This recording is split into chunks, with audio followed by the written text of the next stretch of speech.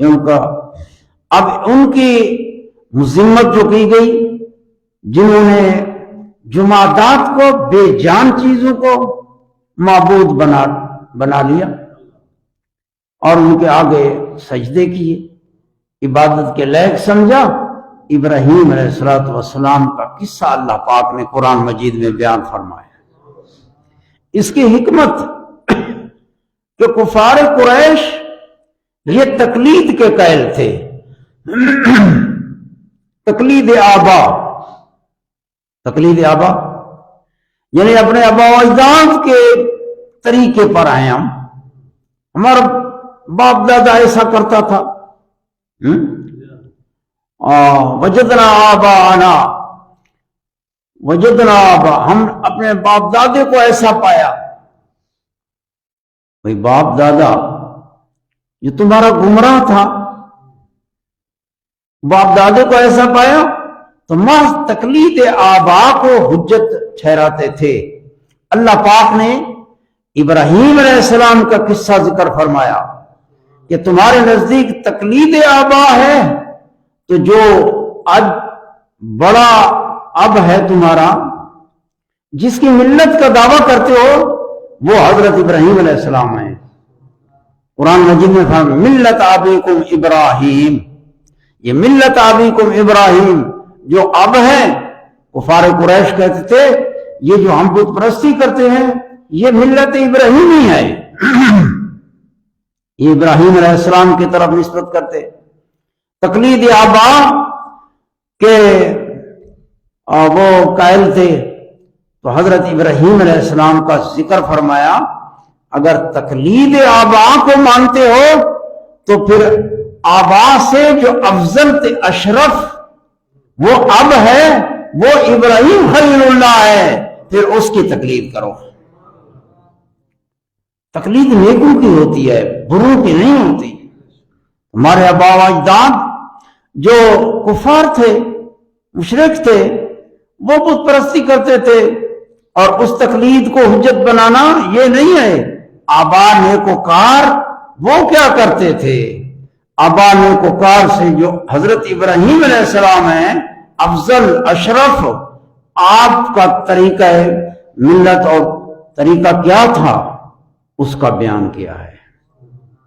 یہ توحید کا بیان ہے کہ ملت ابراہیمی تو یہ توحید ہے، شرک نہیں ہے۔ تو اگر تقلید آبا تو تقلید آبا کی، آبا و اجداد کی، نیکوں کی تقلید کی جاتی ہے نیکی کے کاموں میں، نہ کہ آبا کی تقلید کی جاتی ہے ان کے برے کاموں میں۔ برائی میں تقلید نہیں ہے۔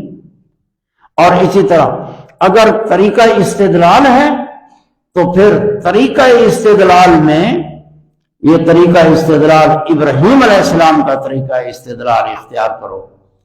حضرت ابراہیم علیہ السلام نے توحید پر کیسے دلائل قائم کیے، تو پھر تابعداری دلائل کی ہو کہ توحید کا عقیدہ رکھو دلیل کے ساتھ۔ یہ رکوع ذکر فرمایا ابراہیم علیہ السلام کا قصہ، تو یہ اس لیے ہے تاکہ قریش قوم جو حضرت ابراہیم علیہ السلام کی طرف اپنے آپ کی نسبت کرتی اور تقلید آبا کے قائل تھے کہ ہمارے آبا و اجداد ایسے تھے، وہ یہ طریقہ اختیار تھا، تو ان کی رد کے لیے، انہیں الزام دینے کے لیے ابراہیم علیہ السلام کا قصہ ذکر کیا گیا۔ توحید باری تعالی میں تقلید اپنانی ہے یا استدلال؟ دونوں صورتوں میں تقلید اپنانی ہے تو تقلید اب افضل ابراہیم ہیں، ان کا طریقہ توحید ہے۔ وہ تو فرماتے ہیں ان فإنکم عدو لی الا رب العالمین، تمام وہ سارے میرے دشمن ہیں۔ بتوں کو توڑا، فجعلہم، قال فعلہ بل فعلہ کبیرہم ھذا فاسألوہم ان کانوا ینطقون، اور پھر بت کو توڑا، یہ تقلید ہے۔ تو اب ابراہیم کی وہ بت شکن تھے، اور ہر آباؤں کی تقلید تو وہ نیکی کے کاموں میں ہے۔ افضل اشرف کی جو حضرت ابراہیم علیہ السلام ہے، تقلید ہے تو پھر ابراہیم علیہ السلام سارے آبا سے افضل اب ہے، اس کی تقلید کرو۔ اور استدلال کا طریقہ ہے تو پھر ابراہیم علیہ السلام کی طرح توحید پر استدلال سے عقیدہ توحید رکھو۔ تو فرمایا وذکر، اور ذکر کریں، سمجھیں، فی الکتاب، کتاب کے اندر ذکر فرمائے،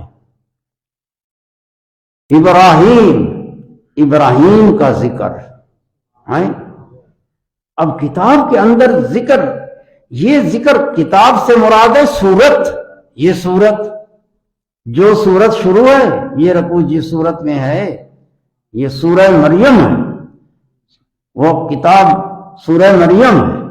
ذکر کریں اس سورت میں ابراہیم کا، ذکر تو اللہ نے کیا ہے، ذاکر ذکر کرنے والا اللہ ہے۔ اللہ فرماتے محبوب آپ ذکر کریں کتاب میں، سمجھے نا؟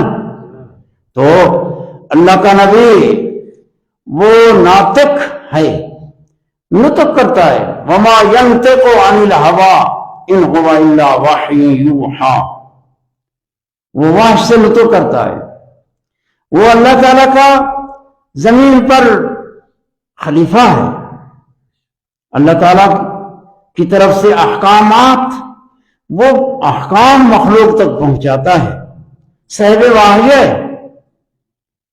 گویا جو اللہ نے ذکر کیا کتاب میں، گویا جو اللہ نے ذکر کیا وہ اللہ کا ذکر ہے، وہ حقیقتاً، اور نبی کی طرف نسبت وذکر فی الکتاب مریم، یہ گویا کہ نبی کا ذکر کرنا ہے۔ جو نبی ذکر کرے ایسا ہے جیسے اللہ نے ذکر کیا ہے۔ وذکر فی الکتاب مریم، ادھر بھی پھر کتاب کا ذکر ہے، یہاں بھی پھر، اور مظہر عتم، اور اللہ تعالیٰ کے رحمتوں کا مظہر، تجلیوں کا مظہر، اللہ تعالیٰ کی وحی کا مظہر ہے، خدا کی کلام کا مظہر۔